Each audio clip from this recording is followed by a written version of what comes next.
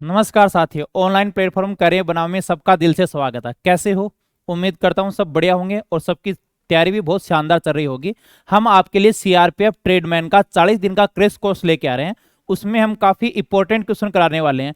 उनका ये चौथा लेक्चर है। इसमें मैथ्स के हम जितने भी आपके पैटर्न के अनुसार जो 25 क्वेश्चन बनते हैं एक पेपर में वो लगाने वाले हैं और प्रत्येक क्वेश्चन को बेस्ट अप्रोच के साथ करने वाले हैं। तो अब सभी स्टूडेंट मेरे साथ कॉपी पेन लेके तैयार रहो। एक तो आपको ना सीधा वीडियो देखना भी नहीं है, जो इंपॉर्टेंट चीज है वो साथ साथ नोट करते जाना है भाई। क्यों आप बार बार में वीडियो देखोगे तो एग्जाम टाइम में बताओ कैसे प्रिपरेशन कर पाओगे। तो जो भी इंपॉर्टेंट चीज है वो साथ साथ नोट भी करते जाना है। चलो क्वेश्चन की तरफ बढ़ते हैं। पहला क्वेश्चन ध्यानपूर्वक पढ़ना है, ऐसे नहीं कि भाई सीधा आंसर लगा दिया। कि ये दे रखा है 12 की पावर 4, 15 की पावर 3, 13 की पावर 2 में अभाज्य गुणनखंड। देखो अभाज्य गुणनखंड क्या होता है?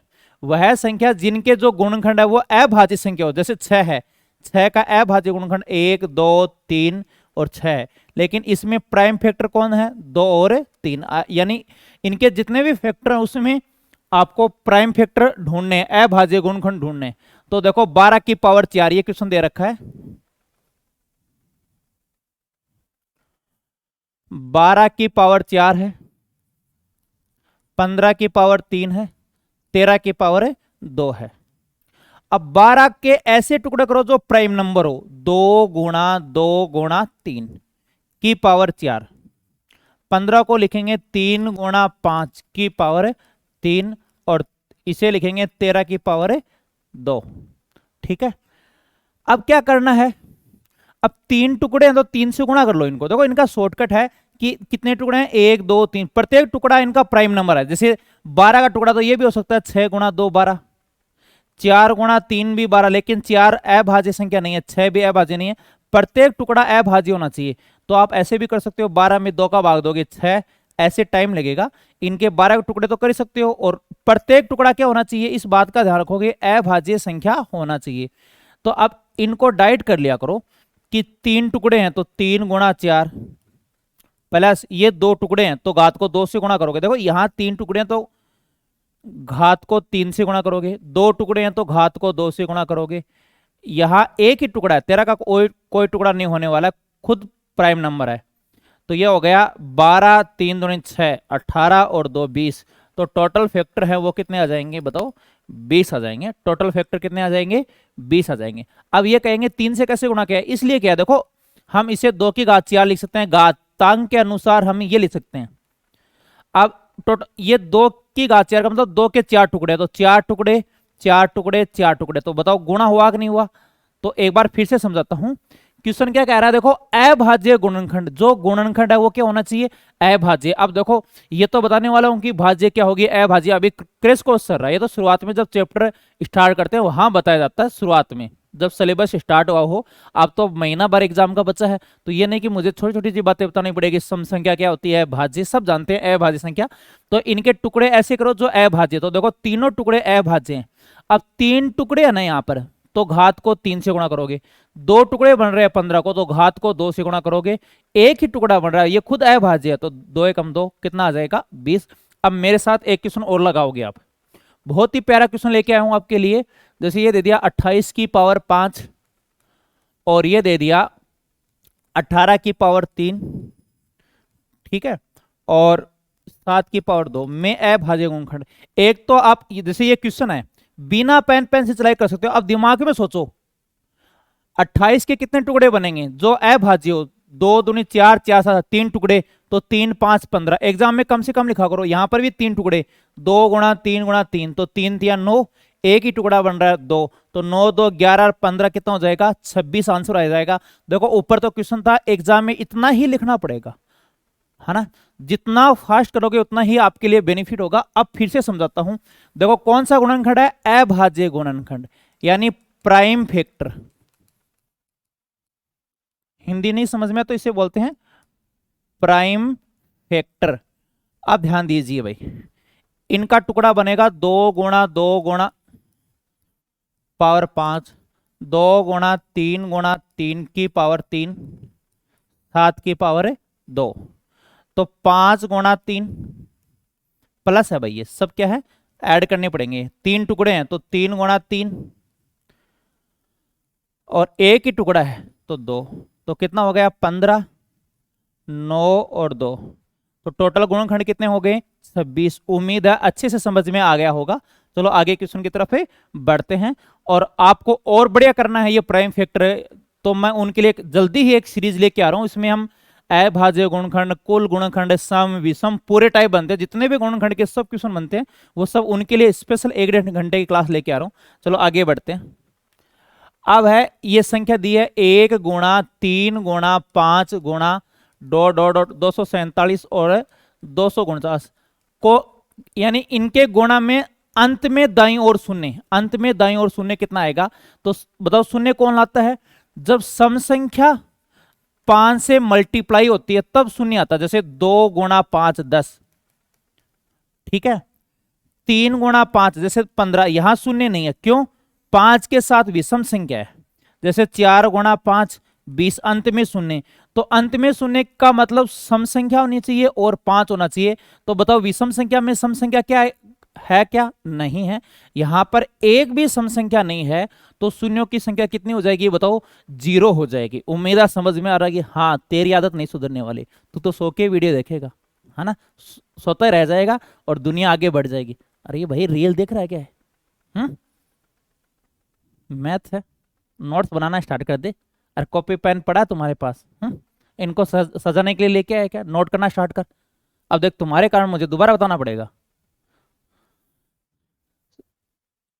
सम संख्या और 5 गुणा होके क्या लेके आएगा? शून्य। यहां कोई सम संख्या नहीं है, तो अंत में शून्य कितने आएंगे? शून्य आएंगे, ठीक है। तो ये कितना आ जाएगा? 0। और नोट लगा के लिख लेना कि सम संख्या वह 5 गुणा होकर ही अंत में शून्य लाता है, अंत में शून्य लाता है, अंत में क्या लाता है? शून्य लाता है, ठीक है। चलो आगे बढ़ते हैं। ये क्या है? 75 की पावर 75 प्लस 1 को 74 से विभाजित करे तो क्या शेष बचेगा? आप देखो एग्जाम में करना है ना, तो ये लिखने की जरूरत ही नहीं, सिर्फ 2 सेकंड लगने चाहिए, हवा में उड़ा दो इनको। कैसे? देखो भाग दिया 74 का, तो 1 की घात 75 1 ही होता है, 1 और 1 कितना बचेगा? 2 बचेगा। देखो हम इनको ऐसे लिख सकते हैं 75 को 74 प्लस 1, ठीक है। अब यहां 74 में 74 का भाग दो, वैसे भाग तो दे नहीं सकते, प्लस में कभी भाग नहीं दे सकते, लेकिन आप ये चीज बाइनोमियल थ्योरम पढ़ोगे ना, आप सीधा भाग नहीं दे सकते, आप जोड़ के भाग देना होता है। लेकिन आप थोड़ा बहुत ये चीजें अलग से भी एपिसोड लेके आओ, जब थोड़ा बहुत बाइनोमियल थ्योरम पढ़ोगे वहां चीज समझ में आएगी। उनके अकॉर्डिंग हम चले तो यहां पर इनमें भाग दे तो रिमाइंडर बचा 0, रिमाइंडर 0 बचा, यानी 1 की पावर 75 1 होता है, 1 प्लस 1 बटा 74 यानी 2 बटा 74, तो रिमाइंडर कितना बचेगा? 2 बचेगा। उम्मीद है समझ में आ गए होगा अच्छे से। एक बार फिर से देखना, देखो 75 में 74 का भाग दो 1, ठीक है। 1 की पावर 75 1 और 1 और 1 2 बटा 74, रिमाइंडर कितना बचेगा? बचेगा 2। तो आपका जो आंसर है वो आ जाएगा 2, तो ये आ जाएगा 2। चलो एक एग्जांपल और लेते हैं, है ना। ये दे दे 95 की पावर 95 प्लस 4 बटा 94, इनमें कैसे बचेगा? तो सीधा देखो, आप 95 में 94 का भाग दो, आप 1 ही बचेगा, तो हम ये लिख सकते हैं 1 की पावर 95 प्लस 4 बटा 94। 1 की कितनी भी घात कर लो 1 ही होगा, इस बात को समझो। 1 की घात 100 करो 200 करो 1 ही आएगा। तो 95 में 94 का भाग दिया 1, 1 की कितनी भी घात कर लो 1 आएगा, 1 और 4 5, यानी 5 बटा 94। तो शेष कितना आ जाएगा बताओ? 5 शेष आ जाएगा। क्लियर है भाई? उम्मीद है समझ में आ गया होगा, ठीक है। लगे रहो बढ़िया तैयारी में और शानदार नोट्स बनाते रहो भाई। चलो आगे क्वेश्चन की तरफ बढ़ते हैं। प्रथम 26 पूर्ण संख्याओं का औसत क्या होगा? होल नंबर क्या होती है पहले तो ये समझते हैं। होल नंबर यानी पूर्ण संख्या, वह देखो जो 1 से स्टार्ट होती है वो तो कौन सी संख्या है? प्राकृत संख्या, और इसमें 0 भी शामिल कर ले क्या कहलाएगी बताओ? पूर्ण संख्या कहलाएगी। उम्मीद है समझ में आ गया होगा। तो अब 26 तक प्रथम 26 पूर्ण संख्या लेनी है, ठीक है। प्रथम 26 से पूर्ण संख्या लेनी है, तो कहां तक लोगे? 0 1 2 25 तक ही आएगा भाई, अंतिम पद क्या आएगा, 25 ही आएगा। समझना, देखो ये तो 3 तक की पूर्ण संख्या, कोई कहे 3 तक की पूर्ण संख्या बताओ तो 3 खुद आएगा, लेकिन प्रथम 3 लेना हो 1 2 3, तो बताओ 1 कम आया कि नहीं आया।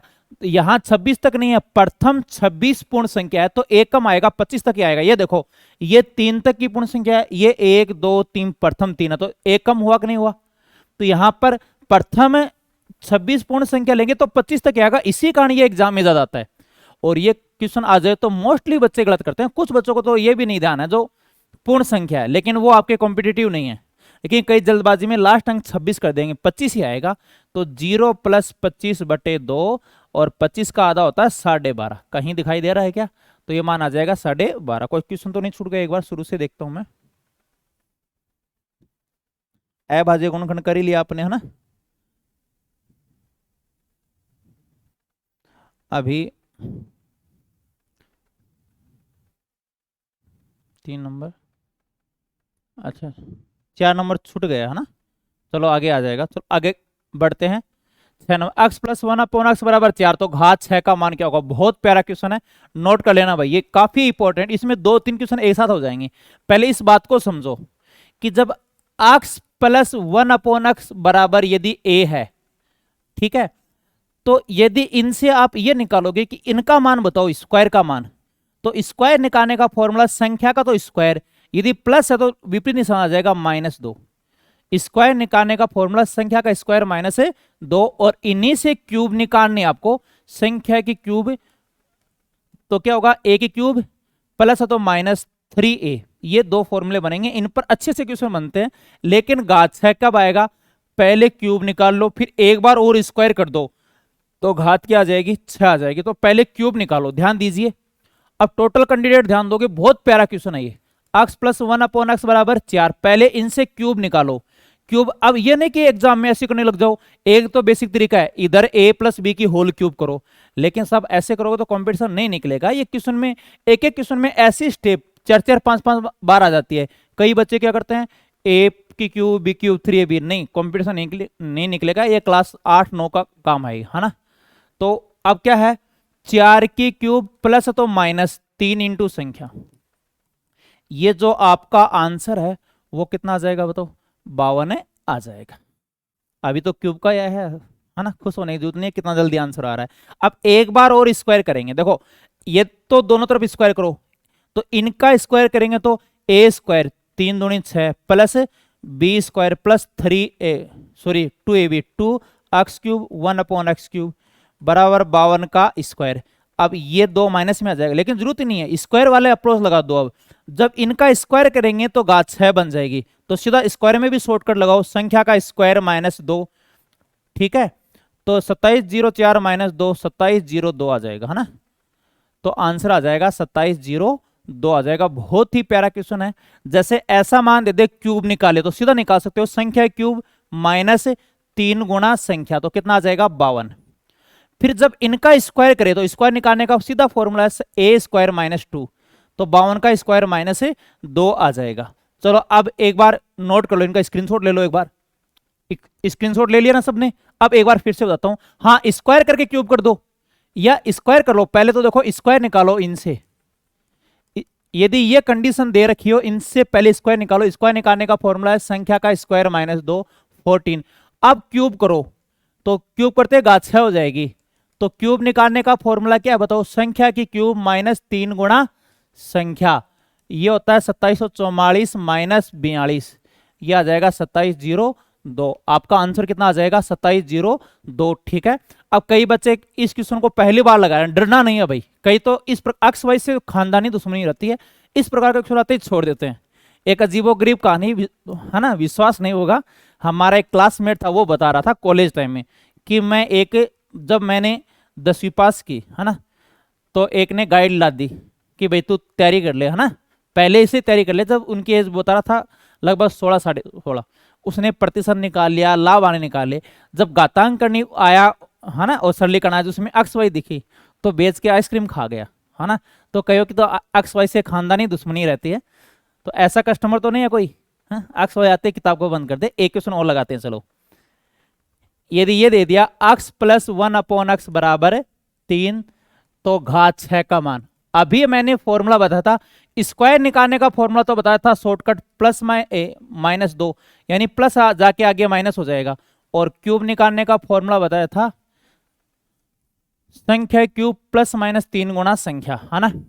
तो अब ध्यान दीजिए, ये 3 है, पहले घात 3 निकालो।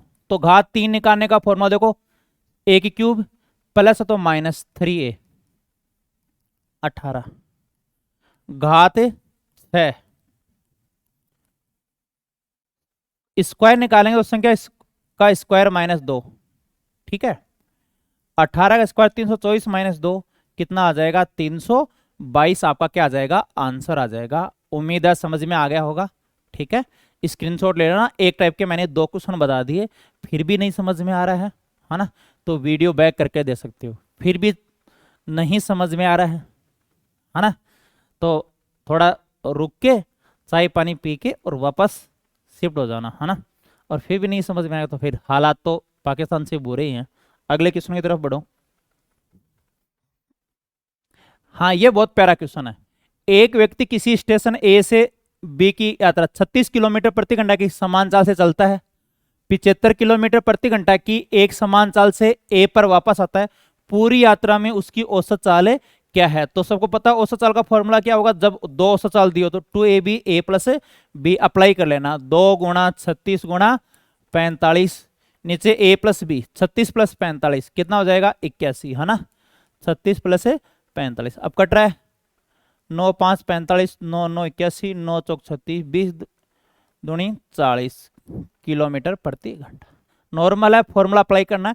एक तरीका और होता है इनका, है ना, लेकिन हम मॉक टेस्ट में 4 4 5 5 तरीके नहीं अपनाएंगे भाई, नहीं तो टाइम पर हम कोर्स कर भी नहीं पाएंगे ना। हमने 40 दिन का टारगेट लिया है, उसमें 40 मॉक टेस्ट लगाने वाले हैं।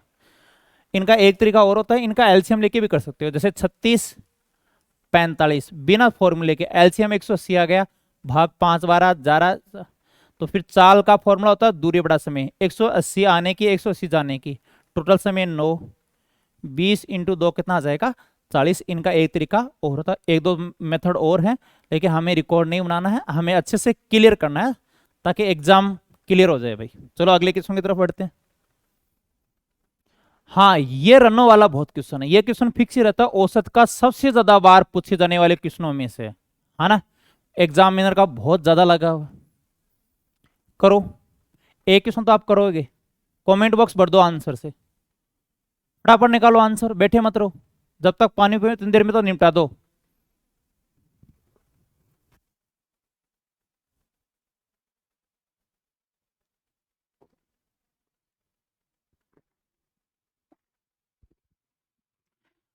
हाँ, कितना होगा? अरे भाई इतना टाइम लगाओगे, कोशिश करो। देखो सबसे पहले क्रिकेट, एक क्रिकेट बल्लेबाज का उसके द्वारा खेली गई 11 पारियों के रनों का औसत, 11 पारी के औसत है वो, का कोई औसत यानी कुछ था, यानी कुछ का मतलब आपको निकालना है, अक्स था, है ना।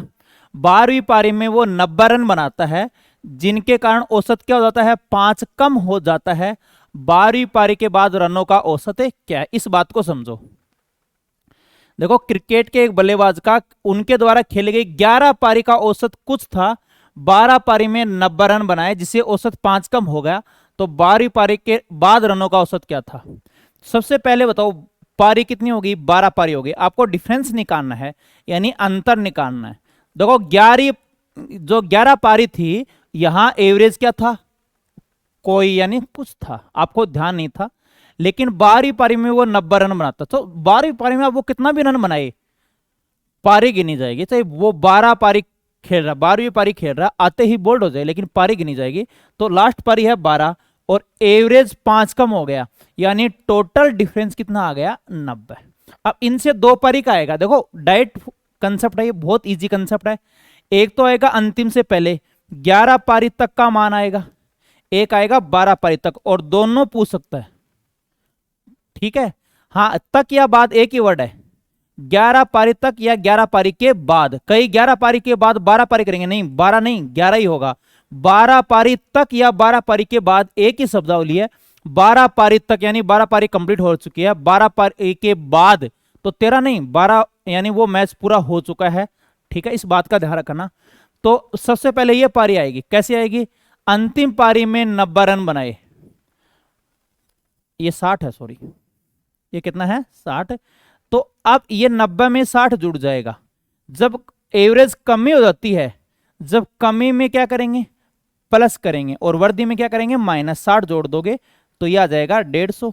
लेकिन 12वीं पारी में तो एवरेज जितना था उनसे 5 कम हो गया, और ये मान आ जाएगा 145 से आ जाएगा। उम्मीद है समझ में आ गया होगा। देखो एक तो इनका शॉर्टकट क्या है, वो 12वीं पारी में कितने भी रन बनाए, पारी हो गई 12 हो गई, तो पारी इंटू औसत, औसत 5 कम हो गया, तो टोटल जो डिफरेंस है वो आ जाएगा 60 का। अब जो 11वीं पारी में रन बना रहा ना, उसमें 60 जोड़ दो, कमी है यहां पर तो प्लस करोगे, और वर्ड दिया तो माइनस, और 60 जोड़ोगे तो आ जाएगा 150। ठीक है, और 12 पारी के बाद, 11 पारी के बाद तो एवरेज 5 कम हो गया, तो कितना आ जाएगा? 145 आपका क्या होगा? आंसर होगा। और बेसिक से भी कर सकते हो। देखो बेसिक इधर समझा देता हूं मैं आपको। संख्या इंटू औसत कुल मान होता है, इस बात को समझो। संख्या इंटू औसत क्या होता है? कुल मान। तो 11 पारी, देखो पहले 11 पारी तक एवरेज आपने अक्स मान लिया, तो कुल हो गया 11 अक्स। लास्ट पारी में भी वो 90 रन बनाया, तो 12 पारी तक के टोटल रन हो गए। तो इधर भी 12 पारी तक के एवरेज लो, तो संख्या आपकी बार संख्या 12 और एवरेज 5 कम हो गया, तो 12 अक्स माइनस 5। अब देखो गुणा भाग तो कर ही लोगे, इनको सोल्व किया 12 अक्स, तो 11 अक्स गया, अक्स बचा 12 5 60। इधर आके देखो 150 आया कि नहीं आया? और 11 पारी तक अक्स माना था, 11 पारी तक आपने अक्स माना था, लेकिन 12वीं पारी में एवरेज क्या हो गया? 5 कम हो गया, और कितना आ जाएगा? 145। लेकिन बेसिक की इतनी जरूरत ही नहीं है। अगले क्वेश्चन में बढ़ते हैं। महेश ने एक रेडियो इसके विक्रय मूल्य के 9/10 में खरीदा। ध्यान दीजिए, विक्रय मूल्य के 9/10 में खरीदा और विक्रय मूल्य से 8% ज्यादा में बेचा, तो लाभ परसेंट बताओ। तो मानना विक्रय मूल्य 100 मानोगे, 100 के लिए गणना इजी रहेगी। क्यों मानोगे? कि इसलिए मानोगे कि एक तो 10 कट रहा है, और 100 में 8% ऐड भी जल्दी होगा। जैसे विक्रय मूल्य 100 माना, 100 माना, विक्रय मूल्य के 9/10 में खरीदा, तो क्रय मूल्य बताओ। इनका 9/10 होता है 90, 9/10 से गुणा कर लेना। 8% ज्यादा में बेचा, तो नया विक्रय मूल्य कितना आ गया? 108। एक बार फिर से समझो, विक्रय मूल्य के 9/10 में खरीदा, विक्रय मूल्य 100 माना, उनका 9/10 90, खरीदा का मतलब क्रय मूल्य। विक्रय मूल्य से 8% ज्यादा में बेचा, तो अब विक्रय मूल्य कितना आया है बताओ? विक्रय मूल्य सेकंड आया 108। अब बेनिफिट 18 का, लाभ आने कार्य मूल्य पर निकलेगा, और प्रतिशत के लिए इंटू 100। ये जो बेनिफिट है वो कितना आ जाएगा? 20%। ठीक है, तो ये 20% क्या आ जाएगा? बेनिफिट हो जाएगा, लाभ हो जाएगा। उम्मीद है समझ में आ रहा होगा। आ रहा कि नहीं आ रहा समझ में? कितना नॉर्मल क्वेश्चन है ना। अब 100, कई सोचते हैं 100 क्यों माना, कुछ मानो कोई फर्क नहीं पड़ता, 1000 मानो तो वही बात होगी। 9/10 में खरीदा यानी 90 में खरीदा, 8% ज्यादा, तो 1080 काटो, वही बात रह गई। ये 900 है, तो वही 90 108 आ जाएगा, उत्तर वही आना है। चलो आगे बढ़ते हैं। साधारण ब्याज की कोई धनराशि 2 वर्ष के लिए निवेश की जाती है, इसे 1% अधिक दर पर निवेश किया जाए तो 24 रुपए अधिक ब्याज मिलता है, वह धनराशि क्या है? ये क्वेश्चन बहुत बार एग्जाम में आता है, बार बार में हम मॉक टेस्ट निकालते हैं, एनालिसिस करते हैं किस टाइप के क्वेश्चन ज्यादा आ रहे हैं, तो सब ये तैयार बैठा मिलता है ना। कई जानकार को जानते नहीं मिलता है, सर्किल में कोई भी शादी हो वो तैयार मिलेगा। तो मैं लास्ट नाइट कम से कम मैंने 15-20 पेपर पर एनालिसिस किया जो आपके इक्वल है, कि आप जैसे ट्रेडमैन की तैयारी करो, लेवल बहुत ज्यादा ना हो जाए, कम ना हो जाए। तो मैं आपके एकदम पैटर्न के अनुसार जब पेपर बना रहा था, ये टाइप का क्वेश्चन बार बार आ रहा है, अच्छे से लगा लेना। देखो, साधारण ब्याज की किसी दर से कोई धनराशि 2 वर्ष के लिए निवेश की गई, 1% अधिक दर पर निवेश किया होता तो 24 रुपए अधिक ब्याज मिलता, वह धनराशि क्या है?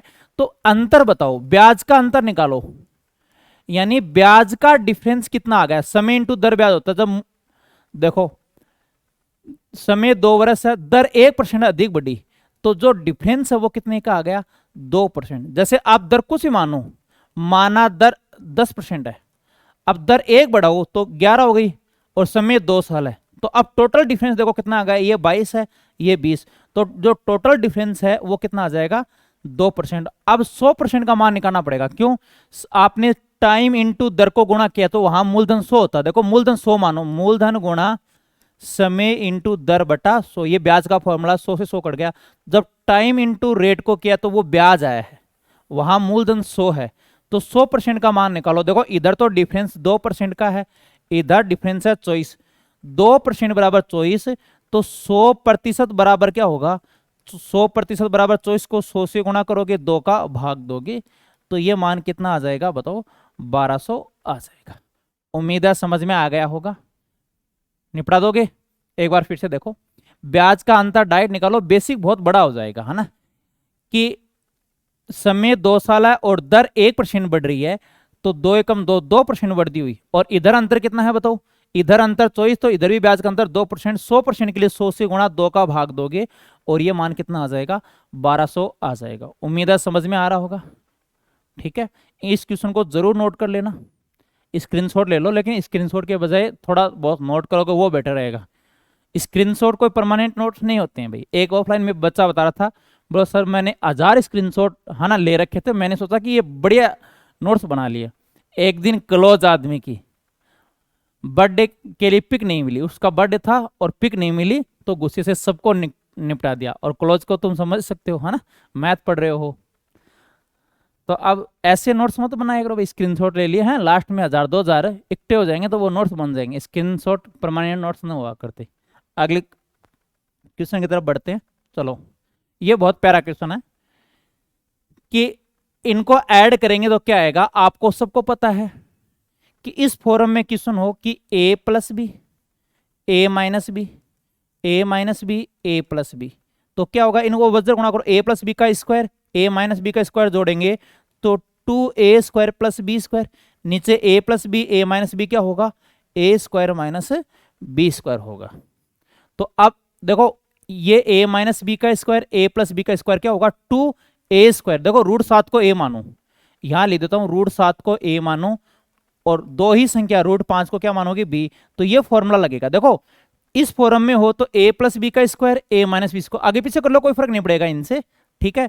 तो ये बनेगा 2a square plus B square, a square minus b square, तो ये बनेगा 2a स्क्वायर यानी रूट 7 का स्क्वायर 7 प्लस बी स्क्वायर। तो फॉर्मूला लिख देता हूं, आपको कंफ्यूज नहीं रहे, इनका फॉर्मूला ये होगा बटे a square minus b square. बना कैसे, ये देखो वज्र गुणा करोगे a प्लस बी के स्क्वायर में a माइनस बी का स्क्वायर जोड़ेंगे तो ये आएगा a plus b, a minus b, a square minus b square, तो 2a स्क्वायर, रूट 7 का स्क्वायर 7, रूट 5 का square 5, a square minus b square. तो देखो 2 से 2 कट गए, ये अंतर 2 है ना, 2 से 2 कट गया, कितना आ जाएगा 12।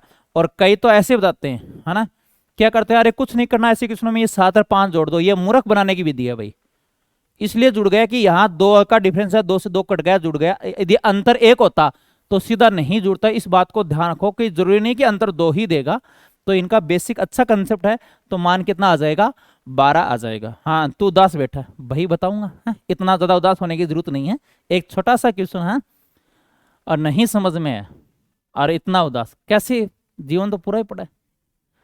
चलो बताता हूं एक बार, आप सब मिलके करोगे भाई कि इनका आंसर क्या आने वाला है, root 13 plus root 11, comment box भर जाना चाहिए भाई, root 13 minus root 11, root 13 minus root 11, root 13 plus root 11 का मान होगा। जल्दी करो, ये फॉर्मूला लगने वाला है, दो ही संख्या है, एक को a मान लो और दूसरे को क्या मान लोगे b। अब कमेंट बॉक्स भर जाना चाहिए भाई, फ्री मत बैठे रहो, आज मैं वेट ही कर रहा हूं। यदि आंसर नहीं आएगा तो उम्मीद ही टूट जाएगी भाई, मुझे पूरी पूरी उम्मीद है मेरी सेना से, सबका आंसर आने वाला, जल्दी आंसर निकालो। ऐसे कैसे काम चलेगा, इतना धीरे आंसर निकालोगे तो, निकालो कितना आंसर आ रहा है।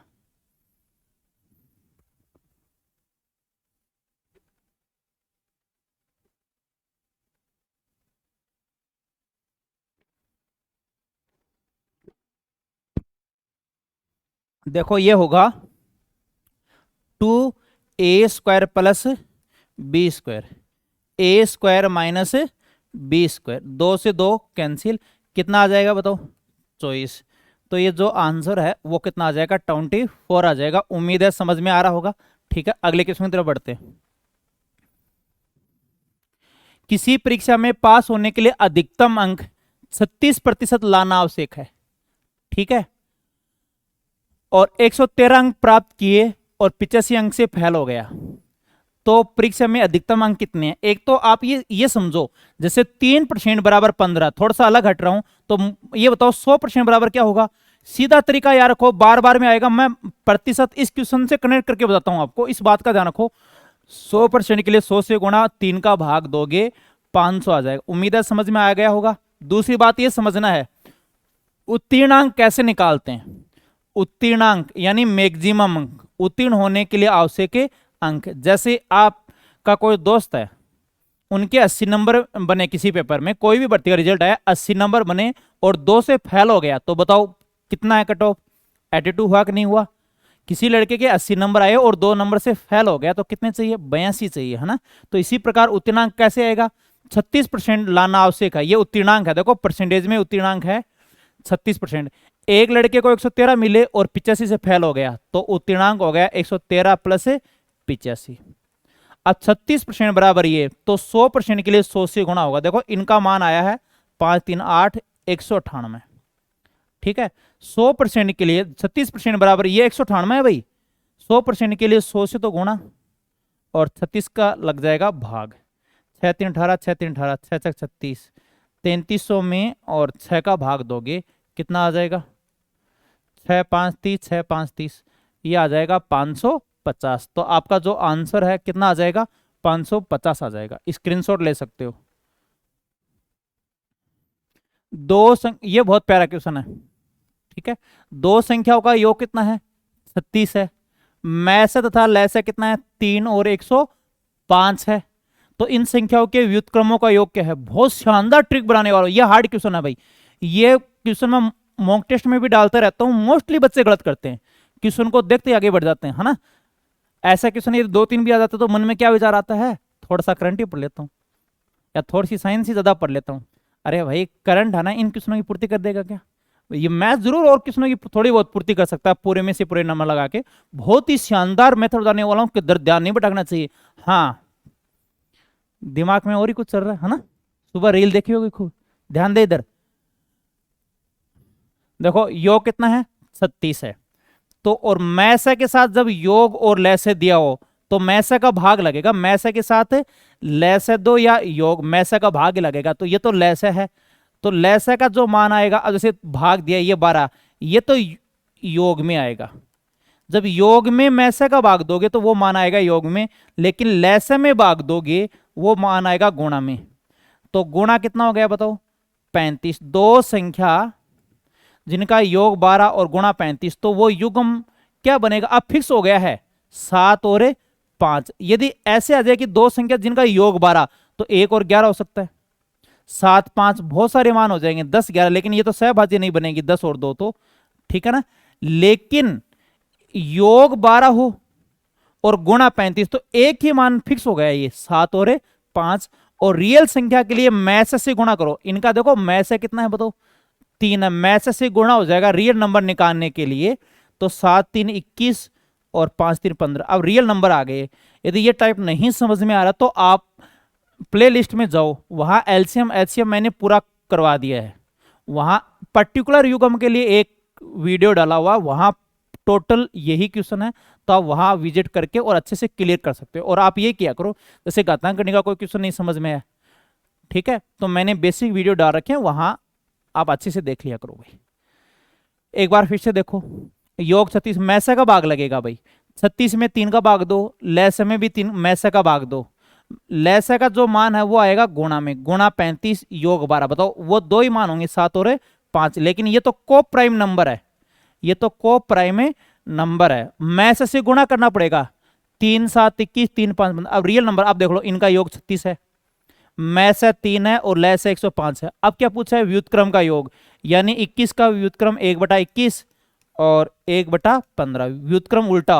अब एलसीएम 105, 21 5 105, 15 7 105, 12/105, काटा पिटी करोगे 4 3 12, 3 का भाग दो 4, 3 का भाग दोगे 35, तो 4/35 आपका आंसर है आ जाएगा। कितना नंबर आंसर आ जाएगा बताओ? 4 आ जाएगा। स्क्रीनशॉट आप ले सकते हो। चलो अगले क्वेश्चन की तरफ बढ़ते हैं। अगला क्वेश्चन क्या है? 2a बराबर 3b बराबर 4c।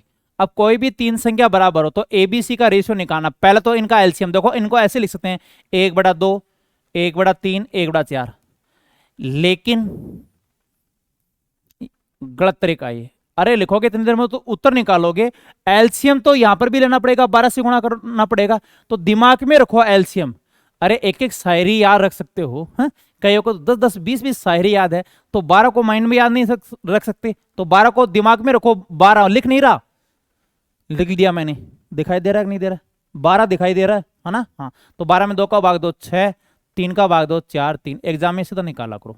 एक बार फिर से लिख देता हूं, एलसीएम आ जाएगा 12, 12 में 2 का भाग दो 6, 3 का भाग दो 4, 4 का भाग दोगे 3। एक तरीका और है, छुपाने वाली विधि। कई बार आपको लग रहा है कि एलसीएम में टाइम लगेगा, तो छुपाने वाली विधि क्या है? जिनका मान निकालना उनको डकोगे, बाकी को गुणा करोगे। तो यहां देखो, इनको डका 4 3 12, बी चाहिए बी को डका 8, सी चाहिए सी को डका 6, इनको छोटा करोगे तो 6 4 3 आपका आंसर हो जाएगा। ठीक है, अगले क्वेश्चन की तरफ बढ़ते हैं। 30 रुपए प्रति केजी मूल्य वाले और 12 केजी चावल में 40 रुपए प्रति किलोग्राम मूल्य वाले और 8 केजी चावल को मिला दिया जाए तो मिश्रित चावल का औसत मूल्य क्या? बहुत शानदार क्वेश्चन है, ये तो भाव है। देखो 30 रुपए प्रति केजी, ठीक है, और कितने चावल हैं? 12 केजी चावल है। ये मात्रा क्वांटिटी कितनी है बताओ? 12। फिर 40 रुपए के भाव के चावल हैं और मात्रा कितनी है? 8 केजी। अब मिश्रित चावल का औसत प्रति केजी मूल्य बताओ। इनको छोटा कर सकते हो, वैसे तो ज्यादा हार्ड कैलकुलेशन नहीं है। 4 3 12, 4 दूनी 8। अब कुल मूल्य निकालो इनका। आप जैसे चीनी लेके आते हो 30 रुपए किलो, तो 3 का कुल मूल्य कितना हो गया? 90, सबको पता है। और ये कितना हो गया? 80। तो मिश्रित भाव कितना हो जाएगा? टोटल मात्रा 170, टोटल रुपए 170, और मात्रा कितनी है? 3 और 2 5, 5 का भाग दोगे तो 34 रुपए प्रति केजी आपका आंसर आ गया है। उम्मीद है समझ में आ गया होगा। तो यह आपका आंसर कितना आ जाएगा? 34 रुपए प्रति केजी। अच्छा सा क्वेश्चन है, बहुत सिंपल है, लेकिन एग्जाम में बहुत रिपीट होता है भाई, है ना, इसलिए डाला है। हमें ये नहीं करना है कि भाई इजी करवा दी हार्ड, हमें कोई मतलब नहीं, हमें एग्जाम ओरिएंटेड क्वेश्चन करने हैं। देखो ये भाव दिया हुआ है, मात्रा को छोटा कर सकते हैं हम, 3 और 4 का भाग दिया 2, तो 1 केजी का मूल्य 30, 30 या 90, टोटल मूल्य हो गया 80। तो टोटल 170 रुपए में मान लो 5 केजी वस्तु आती है, ठीक है, अनपढ़ आदमी बता देगा, तो भाव कितना आ जाएगा? 34। जैसे आपको 100 रुपए में कोई 2 किलो वस्तु दे रहा है, तो भाव क्या हो जाएगा? 50 रुपए प्रति केजी। समझ में आ रहा है भाई सबके? ऊपर से तो नहीं जा रहा है? अच्छा, आ रहा है समझ में? चलो अगले क्वेश्चन की तरफ बढ़ते हैं। ये क्वेश्चन आप करोगे भाई। यदि ये क्वेश्चन नहीं हो पाया तो बिल्कुल आप सही ट्रैक पर नहीं हो। आपकी दुनिया सिर्फ आईपीएल है, इंस्टा है, फेसबुक है, रियल में पढ़ाई नहीं कर रहे हो। क्यों? एक तो ये क्वेश्चन बहुत इजी है, दूसरी बात ये वायरल क्वेश्चन है, बार बार रिपीट होता है। यदि आप पढ़ रहे हो ना, तो कम से कम इनको 3-4 बार निकाल चुके हो, तो ये गलत नहीं होना चाहिए। और कमेंट भर दो भाई पूरा आंसर से, कमेंट बॉक्स भर जाना चाहिए आंसर से। वेट कर रहा हूं आपके आंसर का। अरे कोशिश तो कर बैठ। हाँ, तुमने तो सोच लिया, आ नहीं रहा। हाँ, इतना जल्दी हार मानेगा? थोड़ी बहुत तो प्रॉब्लम आएगी। निकालो आंसर। हौसला कम नहीं होना चाहिए भाई, जल्दी आंसर आने दो। इतना वेट कराओगे बताओ कैसे काम चलेगा? हाँ, 2G की स्पीड में चल रहे हो, अभी 5G का जमाना आ गया, तुम 2G में चल रहे हो। जल्दी निकालो। पिता और पुत्र की आयु का अनुपात 5:2 है। पिता और पुत्र है, इनकी आयु का अनुपात क्या है बताओ? 5:2। ये 5 अक्ष है और ये क्या है बताओ? 2 अक्ष है। उनकी आयु के वर्षों में गुणनफल है 1000। इनकी आयु का गुणनफल 1000। अक्ष नहीं मानो तो गलत आएगा भाई आंसर, अक्ष को माना करो। तो 5 दूनी 10 अक्ष स्क्वायर, 10 का भाग दोगे कितना आ जाएगा? 100। अक्स का मान कितना आ जाएगा 10। एक तो भाई गुणनफल में अक्स मानना होता, कई कहते हैं अक्स की जरूरत नहीं है तो वो ऐसे कराते हैं भाई, ऐसे है ना, एक तो रटा करो मत, कई ऐसे करते हैं, देखो 1000 मान लिया, अक्स मानने की जरूरत नहीं है, सीधा ही मान आ जाएगा एक का। देखो कि 1000 कर लिया और दो संख्या कितनी बच गई, 5 और 2 10, 100 का वर्गमूल 10, 1 बराबर 10 तो पिताजी की आयु 50। अरे भाई ये तो जुगाड़ हो गया, सही तरीका ये नहीं है, पर्टिकुलर एक ही क्वेश्चन थोड़ी करना आपको। गुणनफल में राशि हमेशा अक्स मान लिया करो, है ना। तो इधर गुणनफल 1000 तो 5 दूनी 10 अक्स स्क्वायर, 10 का भाग दोगे 100 स्क्वायर वर्गमूल अक्स का मान आ जाएगा 10। पिता की वो रेशियो है, वर्तमान अनुपात है भाई, पिता की आयु वर्तमान में क्या है ये देखो, 5 अक्स है तो 5 गुणा 10 50। अब ये पूछा 10 वर्ष बाद, 10 वर्ष बाद बताओ 10 साल बाद कितने का हो जाएगा, 60 साल का हो जाएगा। तो ये आयु है कितनी हो जाएगी, 60 साल। स्क्रीनशॉट ले सकते हो। चलो अगले क्वेश्चन की तरफ बढ़ते हैं। 10 संख्याओं का औसत 15 परिकलित किया गया, यानी पढ़ा गया। बाद में पता चला कि औसत को परिकलित करते समय एक संख्या 36 को गलती से 26 पढ़ लिया, ठीक है, तो सही औसत क्या था।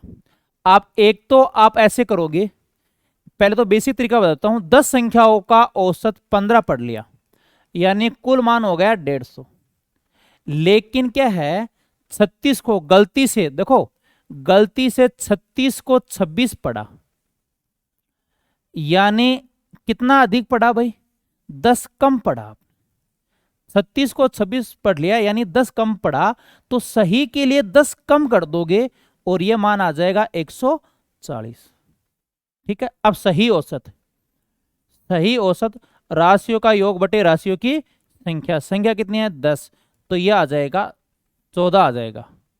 ठीक है, देखो सॉरी यहाँ कम नहीं है, सॉरी 160 आ जाएगा, यदि कम है तो जुड़ेगा, ये गलती कर दी यहाँ पर। देखो 36 को 26 यानी 10 कम पड़ा, सही के लिए 10 जुड़ेगा। जैसे आप किसी को टीचर हो 10 नंबर कम दे देते हो तो वो सही करवाने आएगा तो 10 नंबर और दोगे उनको, इस बात का विषय ध्यान में रखना आपको। ठीक है, तो आप क्या करोगे, देखो कि 10 कम दे दिए, 10 जोड़ोगे 160 है, संख्या 10 है तो कितना आ जाएगा 16 आपका आंसर हो जाएगा। लेकिन एग्जाम में डायरेक्ट कर सकते हो, कैसे ध्यान दीजिए, 36 को 26 लिखा गया, 10 कम लिखा गया, कितनी संख्या है 10 पर, तो एवरेज 1 कम लिखा गया। अब एवरेज 15 तो था ही, लेकिन 1 कम लिखा गया, सही के लिए 1 वापस ऐड कर देंगे और ये आपका जो आंसर है वो कितना आ जाएगा 16। उम्मीद है समझ में आ रहा होगा। ठीक है, आराम से कर लेंगे। देखो यानी 36 को 26 लिखा गया, 10 कम लिखा गया और कितनी संख्या ऊपर 10 संख्या हो, तो एवरेज संख्या है ना, कुल मान बटा यानी राशियों का योग बटे राशियों की संख्या, एवरेज 1 कम लिखा गया लेकिन सही के लिए वापस जुड़ जाएगा एवरेज, तो एवरेज में एवरेज ऐड करोगे, है ना, तो मान कितना आ जाएगा 16। अगला क्वेश्चन है, क्या है, ये बहुत प्यारा क्वेश्चन है। ए बी और सी किसी खाली टंकी को 10 मिनट में भर सकते हैं। देखो तीनों मिलकर किसी टंकी को 10 मिनट में पूरी भरते हैं। कितने मिनट में भरते हैं 10 मिनट में। ए 30 मिनट में और बी 40 मिनट में भर सकता है। ए कितने मिनट में भर सकता है 30 और बी 40 मिनट में भर सकता है। एलसीएम कितना आ जाएगा 120। क्षमता देखो, भाग 12 बार गया, 4 बार गया और कितनी बार गया 3 बार। ठीक है, अरे एलसीएम कितना आ गया 120। ये टंकी की पूरी धारिता आ गई, टंकी में 120 लीटर पानी है, भाग दोगे 12 बार गया, भाग 4 बार 3 बार। अब सी की क्षमता, नल सी की क्षमता, सी कितने समय में भरेगा, तो तीनों की क्षमता 12, उसमें दोनों की क्षमता घटा दो 7, 4 3, तो बताओ सी की क्षमता कितनी आ जाएगी 5। अब ये देखो कि ए बी सी के पास, तीनों के पास 12 रुपए हैं। आप ए बी के पास देखो कितने रुपए हैं, बताओ 7 रुपए हैं, तो सी के पास कितने रुपए बचेंगे 5, यानी सी की क्षमता आ जाएगी 5। अब सी कितने समय में भरेगा, तो सी की क्षमता का भाग दे दो, आंसर कितना आ जाएगा 24, तो ये आपका 24 मिनट क्या आ जाएगा आंसर आ जाएगा। ठीक है, उम्मीद है समझ में आया होगा। चलो अगले क्वेश्चन की तरफ बढ़ते हैं। एक आदमी अथवा 2 औरत अथवा 3 लड़के, है ना, किसी कार्य को कितने दिन में करते हैं 28 दिन में। कहेगा चेहरे पर अलग ही खुशी आ गई, हाँ, कि एक क्वेश्चन तो आ रहा भाई काफी वायरल क्वेश्चन है, बार बार रिपीट होने वाला क्वेश्चन है। यदि जिस कैंडिडेट ने ये क्वेश्चन नहीं लगाया है, इनका मतलब इसने ये चैप्टर ही नहीं पढ़ा है ना, आसपास से नहीं, समय कार्य कभी लगाया ही नहीं है, वो सिर्फ लाभ हानि बट्टा प्रतिशत 3 ही चैप्टर पढ़े हैं, बाकी कुछ नहीं पढ़ा है। बार बार में ये क्वेश्चन आने वाला है। तो अब ये क्षमता है, देखो एक आदमी या का मतलब दोनों में से एक, दो औरत, ठीक है, या 3 बच्चे। तो इनकी क्षमता कैसे निकालोगे? एलसीएम ले लो। सबसे बेस्ट तरीका बताऊंगा आपको, इनका एलसीएम आ जाएगा 6। 6 में 1 का भाग 2 6, यानी आदमी 6 काम करता, औरत 6 में 2 का भाग 2 3 काम करती है, और 3 का भाग 2, वहां बच्चा कितना काम करेगा? 2 कार्य करेगा। एक आदमी, एक औरत और एक लड़का मिलकर उस कार्य को कितने दिन में पूरा करेंगे? अब ध्यान दीजिए भाई, पहले तो बताओ एक आदमी कितने दिन में कार्य करेगा? एक आदमी कितने दिन में कर रहा है बताओ? यहां ध्यान दीजिए, एक कोई सा भी एक ले लो, एक आदमी कितने दिन में कर रहा है? 88, 1 गुणा 88। लेकिन आदमी की क्षमता भी लो, आदमी की क्षमता से गुणा करेंगे, और ये टोटल कार्य आ गया है।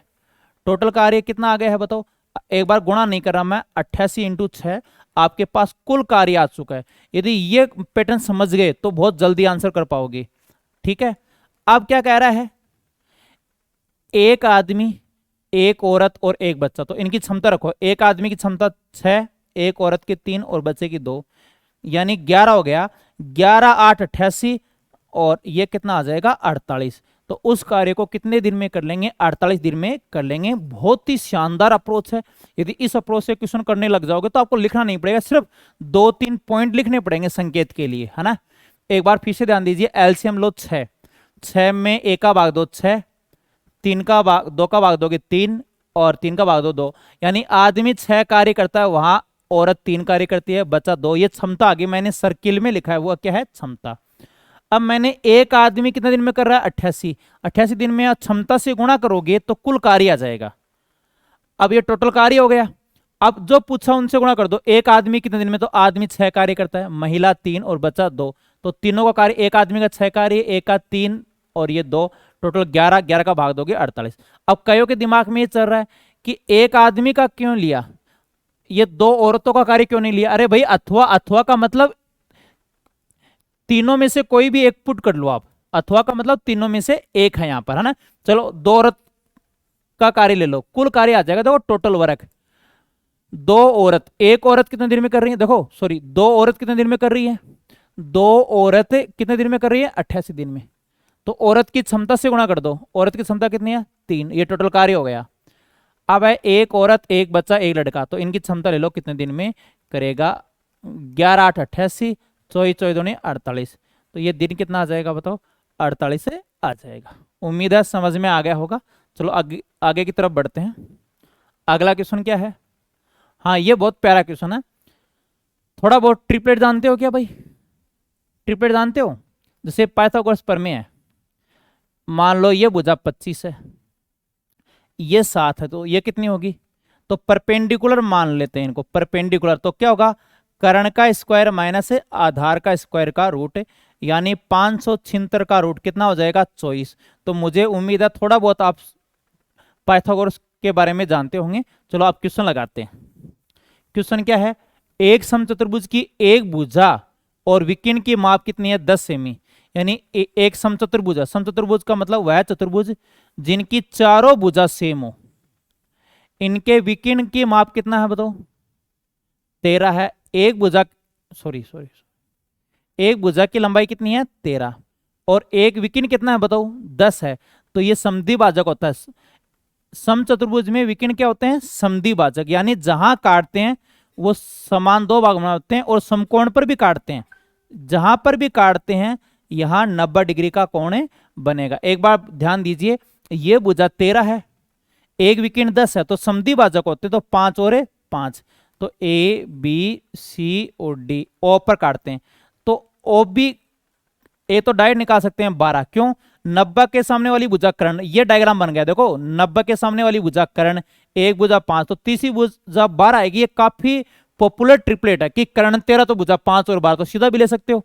फिर भी देखो, इसे ले रहा हूं भाई, सभी सेम त्रिभुज हैं, ये सभी सेम ही बनेंगे। तो परपेंडिकुलर मान लेते हैं, क्या होगा, कर्ण का स्क्वायर माइनस आधार का स्क्वायर का रूट, तो 13 का स्क्वायर माइनस 5 का स्क्वायर का रूट, 169 में 25 घटाओ 144, 144 का वर्गमूल कितना आएगा 12, तो ये 12 ये 12। अब इनका क्षेत्रफल होता है 1/2 विकिन इंटू विकिन, यानी दोनों डायगोनल है वो गुणा हो जाएंगे, विकिन इंटू विकिन, 1/2 विकिन बराबर नहीं होते, विकिन फर्स्ट सेकंड ले लो, ठीक है। तो 1/2, एक विकिन तो 12 12 24 है, दूसरा कितना है 10, यानी 24 5 120, 120 वर्ग सेमी हो जाएगा, यानी सेमी स्क्वायर हो जाएगा। स्क्रीनशॉट आप ले सकते हो, ले लिया होगा स्क्रीनशॉट। चलो अगले किस्म की तरफ बढ़ते हैं। हाँ, आयत की लंबाई और चौड़ाई दोनों में 50% वृद्धि कर दे तो एरिया कितना बढ़ेगा, आयत की लंबाई और चौड़ाई दोनों में 50% वृद्धि करे तो एरिया पर क्या प्रभाव पड़ेगा, तो कैसे करेंगे, 100 माना, 50% वृद्धि कर रहे हैं तो 150/100, कमी करते 10% वृद्धि तो 110/100, वृद्धि है तो 110/100, कमी तो 90/100 और 150/100। 15 का स्क्वायर कितना है बताओ, 225, तो 100 का 225 हुआ तो 125% क्या हो जाएगी बताओ, वृद्धि हो जाएगी। ये वृद्धि कितनी हो जाएगी बताओ, 125% वृद्धि हो जाएगी। क्लियर है, समझ में आ गया होगा। अगला, वह सबसे छोटी पूर्ण संख्या 16 20 24 प्रत्येक से विभाज्य है, प्रत्येक से क्या है विभाज्य, कैसे करोगे बताओ, वह सबसे छोटी पूर्ण वर्ग संख्या होनी चाहिए, इनसे विभाज्य है, तो इनका लैस कितना आएगा इतना बता दो मुझे, इनका लैस आ जाएगा 240। देखो लैस निकालना सब जानते हो, उम्मीद है थोड़ा बहुत तो बेसिक आता ही होगा भाई, है ना। क्रैश कोर्स चल रहा है, क्रैश कोर्स का मतलब आप बेसिक तो पढ़ो, जैसे लैसम ऐसे में ज्यादा नहीं तो लैसम ऐसा तो निकालना सीखो ही, घातांक करने में ज्यादा नहीं तो घातांक के नियम सीखो ही। तो लैस 120 है, 240 आ जाएगा। अब 240 की फैक्टर करो, ऑप्शन से भी हो जाएगा ये, 120 30 15, तो दो ये पूर्ण वर्ग है, दो दो पूर्ण वर्ग का मतलब जब कोई भी संख्या दो बार सेम संख्या गुणा होती है वो पूर्ण वर्ग होती है, ये भी पूर्ण वर्ग हो गई। अब क्या और लेना है बताओ, 3 है, इनके साथ एक 3 और लेते तब पूर्ण वर्ग होते, 5 अकेला है, एक 5 और लेते तब पूर्ण वर्ग होते, तो 15 से गुणा करना पड़ेगा, 3 गुणा 5 15 से गुणा करना पड़ेगा 240 को, तब पूर्ण वर्ग बनेगी। 0 15 64 30 36, बताओ आंसर कितना आ जाएगा, 3600 आ जाएगा। ऑप्शन से कर लो, देखो सबसे छोटी पूर्ण वर्ग संख्या जो इन तीनों से विभाज्य है। अब सबसे पहले देखो ऑप्शन से लेंगे, स्टार्ट सबसे छोटी संख्या, क्वेश्चन क्या कह रहा है सबसे छोटी संख्या, क्वेश्चन के अकॉर्डिंग चलेंगे, जैसे हमने 16 से उठाया, लेकिन 16 20 24 से, देखो 24 में 3 है और 16 में 3 का भाग जा नहीं रहा, तो ये तो वैसे ही विभाजित नहीं होगी। उसके बाद ये लेते हैं छोटी संख्या, तो आप किसी का भी भाग देके देख लो, 24 का भाग, 24 का 1.5 गुणा 36 है, 24 का भाग जाएगा, 20 का तो वैसे भी जाना है, 16 का देके देखो, 16 दूनी 32, 16 दूनी 32, 16 5 80, तो 16 सभी का भाग जा रहा और पूर्ण वर्ग भी है, तो आंसर कितना आ जाएगा 3600 आपका आंसर है आ जाएगा। चलो अगले क्वेश्चन की तरफ बढ़ते हैं। ये बहुत प्यारा क्वेश्चन है, अक्स प्लस 9/अक्स बराबर 6। अब अक्स का कौन सा मान रखे, अब ये नहीं कि अक्स स्क्वायर करो द्विघात समीकरण बना दो, नहीं, आप सोचो अक्स का कौन सा मान रखूं कि ये बराबर हो जाए। जैसे मैं 1 रखूं तो ये 9 1 10 हो जाएगा, काम बना ही नहीं है। 2 की तो शक्ल ही दिख रही है, 4.5 और 2 6.5 पॉइंटों में आएगा, तो अक्स का कौन सा मान रखूं कि बराबर हो जाए, तो पुट अक्स बराबर 3, अक्स बराबर 3, 3 रखते मान आ जाएगा 3 9, ये 3 देखो 3 3 9, 3 और 3 कितना हो जाएगा 6, तो मान रख के देख लिया, यहाँ पर 3 रखा 3, तो आंसर आ जाएगा 6। अब अक्स स्क्वायर 9/अक्स स्क्वायर, तो अक्स का मान 3 है, 3 का स्क्वायर 9 और 3 का स्क्वायर, तो 9 में 9 का भाग दिया 1 10, है ना, 9 में 9 का भाग दिया 1 और टोटल कितना हो जाएगा आपका 10 आंसर आ जाएगा। उम्मीद है समझ में आ गया होगा, ठीक है। तैयारी सबकी शानदार चल रही होगी। बाकी हम नेक्स्ट वीडियो में मिलते हैं, और आगे इनके जस्ट बाद जीके की भी क्लासें आने वाली है, तो सभी स्टूडेंट रेगुलर क्लास लिया करो और आप 40 दिन हमारे साथ बने रहो, हम पर भरोसा रखो, आपकी तैयारी में ग्रोथ ही होगी। जितना आप उम्मीद करते हो उनमें स्कोर में वृद्धि होगी। तो हम पर भरोसा बनाए रखें और आपको बेस्ट से बेस्ट मेथड अवेलेबल कराने वाले हैं, तो रेगुलर रहिएगा। एक आप कुछ बच्चे जो बेसिक भी पढ़ना चाहते हैं, जैसे डाइट है ना, ये स्पेशल सीआरपीएफ ट्रेडमैन का चल रहा है, लेकिन जब क्लास है ना लाइव दिखती है तो वो चैनल पर आ जाता है। तो आपको यदि बेसिक मैथ पढ़नी है तो सुबह क्लास का टाइमिंग रहता है 8 बजे से, उसमें मैं रेगुलर क्लास ले रहा हूँ, वो टॉपिक वाइज होती है, तो आप वहाँ क्लास ले सकते हो। ठीक है, बाकी नेक्स्ट वीडियो में मिलते हैं।